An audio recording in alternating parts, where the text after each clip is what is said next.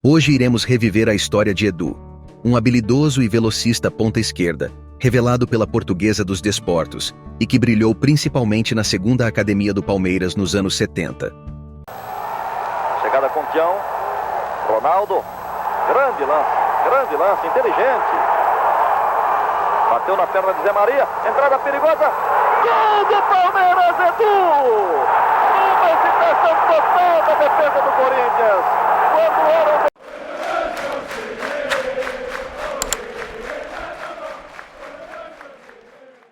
Sua história é marcada por superação e determinação, passando de uma infância difícil em uma família humilde para se tornar um gigante do futebol na década de ouro.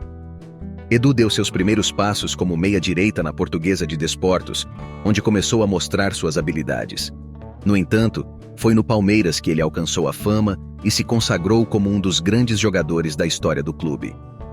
Ao longo de sua trajetória no Palmeiras, Edu enfrentou grandes rivais e teve uma passagem brilhante pela seleção brasileira em 1976. Após 10 anos no Parque Antártica, ele transferiu-se para o São Paulo, onde também deixou sua marca e conquistou o Campeonato Paulista de 1980. Antes de encerrar a carreira, Edu tornou-se um andarilho no futebol, passando por diversos clubes, inclusive no Chile, onde jogou pela Universidade Católica. Sua carreira chegou ao fim em 1989, aos 40 anos, quando decidiu pendurar as chuteiras no São Carlense. Atualmente, Edu é casado, tem 2 filhos, continua morando em São Paulo e é professor em escolinha de futebol na zona oeste da capital paulista. Prepare-se para voltar no tempo e reviver a história desse brilhante ex-jogador, passando por sua difícil infância, glória no Palmeiras, até o momento em que pendurou as chuteiras. Responda a nossa enquete. Edu teria vaga em algum grande clube do Brasil hoje? Deixe sua opinião nos comentários. Vida dura na infância. Carlos Eduardo da Silva, conhecido no mundo do futebol como Edu Bala, nasceu em 25 de outubro de 1948, na periferia da capital paulista. Quando criança, Edu vivia com sua família humilde em um pequeno bairro da periferia de São Paulo.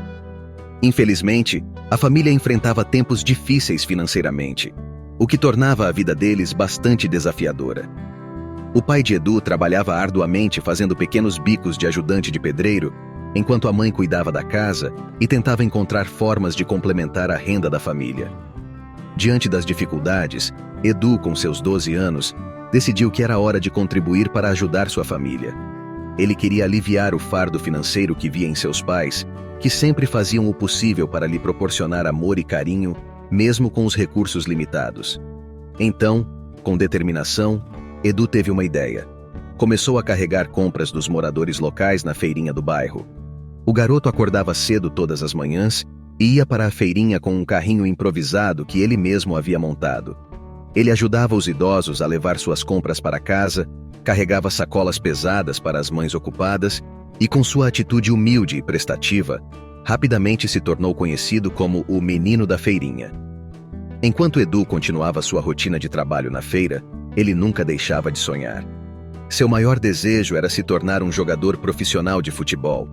Nas horas livres, ele jogava bola com os amigos nas ruas empoeiradas do bairro.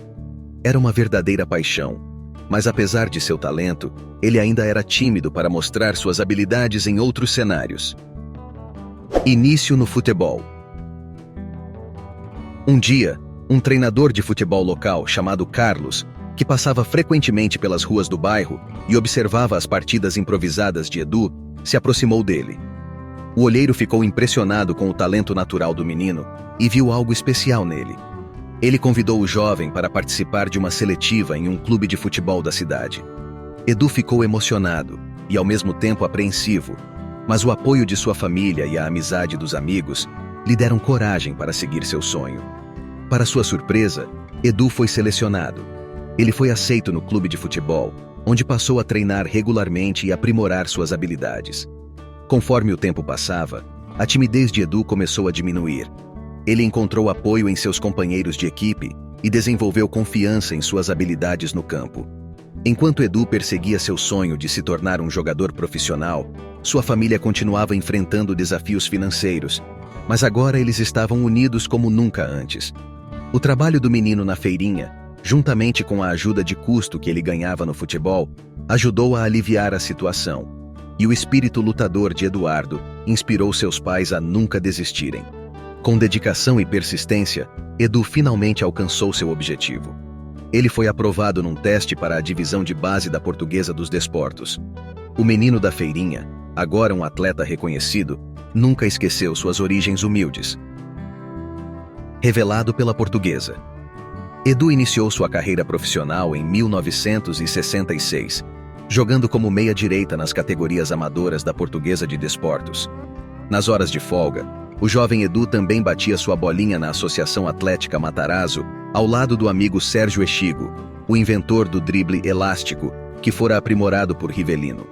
E foi o companheiro Sérgio Echigo que o aconselhou a jogar como ponta-direita, em razão de sua grande velocidade.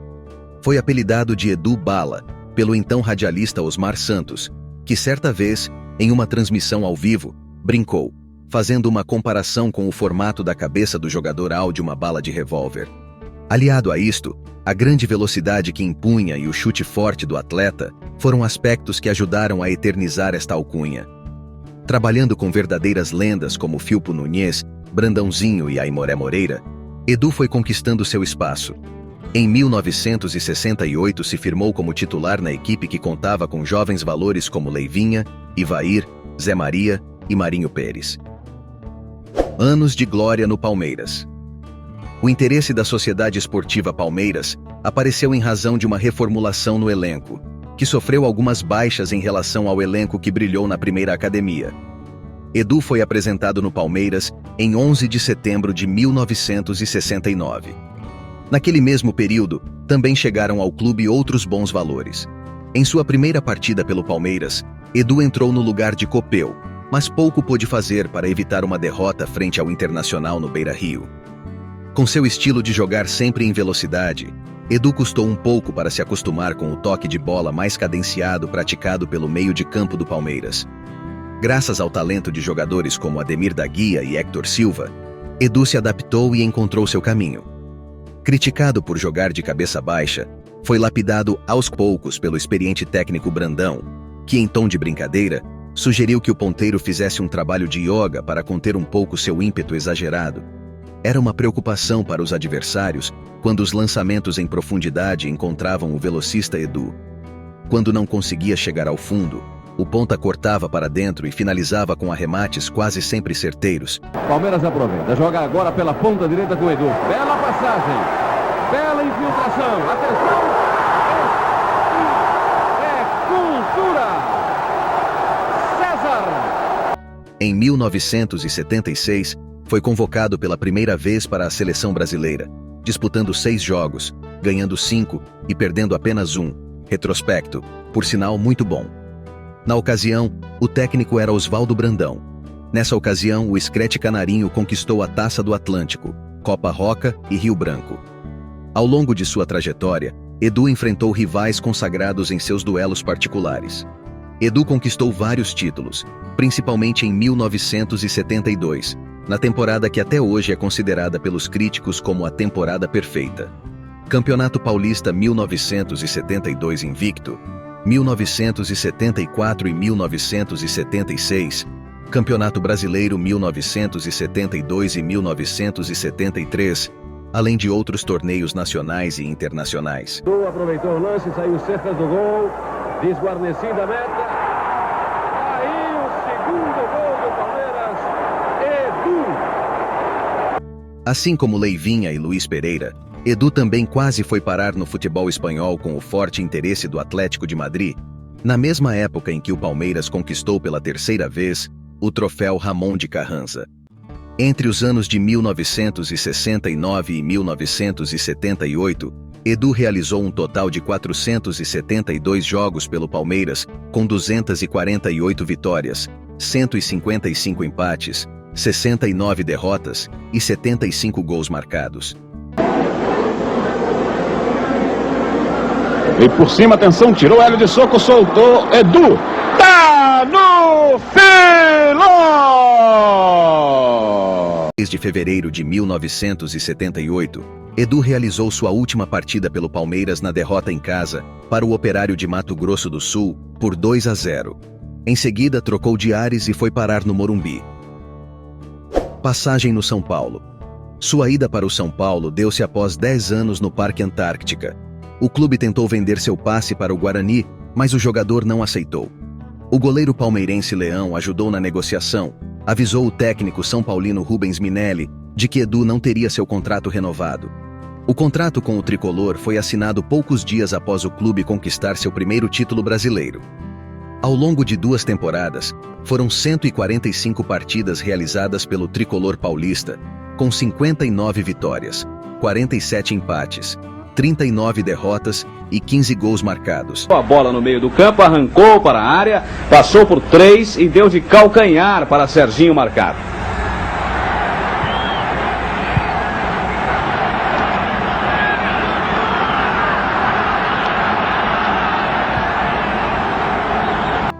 Edu foi campeão paulista em 1980, mas não jogou todo o campeonato porque nesse mesmo ano foi cedido ao Sport de Recife, que montou um time de veteranos, com jogadores acima de 30 anos. Mesmo assim, ajudou a vencer o título pernambucano. Chile e final da carreira. Depois do São Paulo, o ponteiro direito iniciou seu ciclo de andarilho, passando por diversos clubes, mas antes jogou no futebol chileno. Em 1982, Edu Bala foi contratado pela Universidade Católica do Chile, sendo o único clube que jogou fora do Brasil. Após a experiência no clube do Chile, jogou no Santa Cruz, Uberaba de Minas Gerais, Caldense, Desportiva, onde foi campeão capixaba em 1986. Em seguida, jogou também no Marcílio Dias. Em 1989, já com 40 anos, achou que já estava na hora de parar e pendurou as chuteiras no São Carlense. Deixe sua opinião nos comentários. Edu jogaria na nossa seleção atual? Se sim, qual jogador tomaria a vaga de titular?